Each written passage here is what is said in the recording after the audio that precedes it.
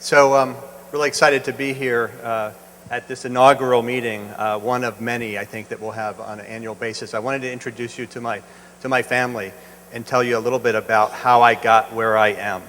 I've not given this sort of talk before. It's more personal. I tend to not be too personal, but I thought this was a good place for this. This has a laser in it, I guess, yeah. My mom, Marilyn, she's deceased. She died at age 45 of cancer. But the rest of my family, most of these are my aunts. In fact, except for the two girls here, all the women are aunts. So my mother was the oldest, and she has 4 siblings. And in this picture, so you can't see it from here, but this is 1968. That's me. I've never worn a bow tie since, I think. I should do that again. I look much better there. I was about 7 years old at the time of this picture. About 4 years later, one of my aunts, identical twins here, started to have visual hallucinations. She started seeing numbers floating around. Her personality changed overnight. And 6 months later, her identical twin aunt, my aunt, also developed the same condition, schizophrenia. Since then, I later learned that one of my other aunts had schizophrenia for many years and was under treatment and had been doing quite well. And then a few years later, the 4th aunt developed a psychotic illness too. So my mother never did. Me, my sister, we never did. Half of their children, though, have since developed some sort of similar condition. So really strong in my family. So I was 11 years old when I saw that, and for me, I could not understand what happened to her. And I grayed out. So these are the affected family members. Pretty powerful. And so I was kind of a geeky, nerdy kid, and loved biology and insects and things like that, and I wanted to learn about neuroscience and what happens in the brain, because I saw that happen unfold overnight for me. And I wanted to go into neuroscience to learn about this and figure out what makes it happen and how to fix it. So that's what I proceeded to do.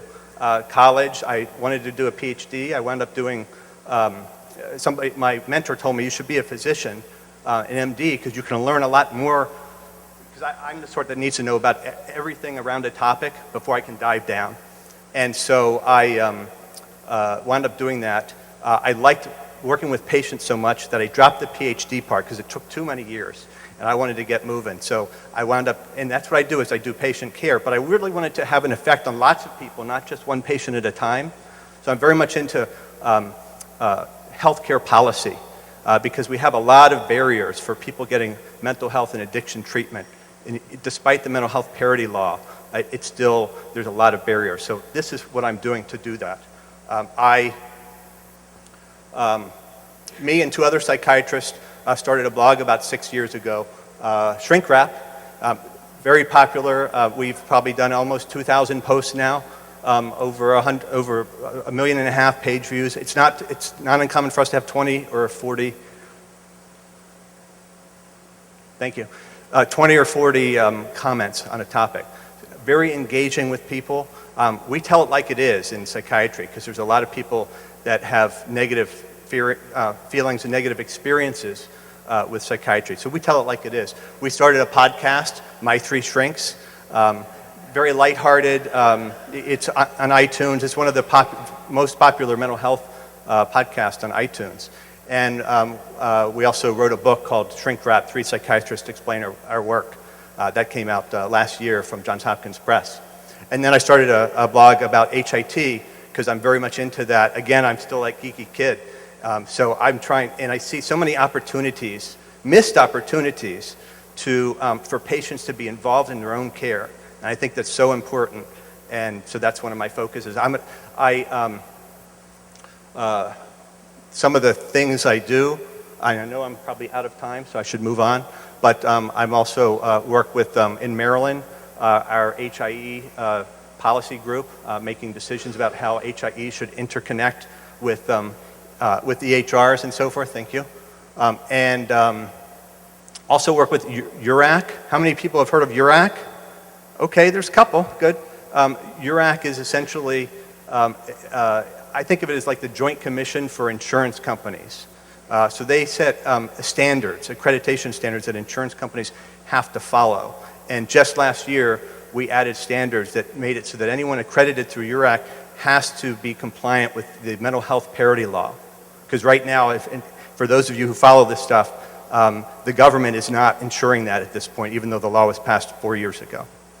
So some of the things I do to empower myself and have a seat at the table, but too frequently I don't see anyone representing patient views at these meetings. So we need to get you guys going to more of these things and speaking up. Thank you. Yes. And then finally, there's a company that I do some work with called What's My M3. M3 is a mental health screening tool, which is a patient-rated tool. It's available on the internet for free at whatsmym3.com. We also have an iPhone and iPad app and Android app, but makes it very simple to screen for mental health conditions, but it's a multi-dimensional screening tool. So it screens for, as you see here, depression, bipolar disorder, PTSD, and anxiety disorder. And if you want to, I'm going to be talking at the, what's it called, Ignite thing tonight in more detail about that. And if you can't wait, bit.ly/bundle/shrinkwraproy/8. I've got some links there so you can learn more about it. Thank you very much.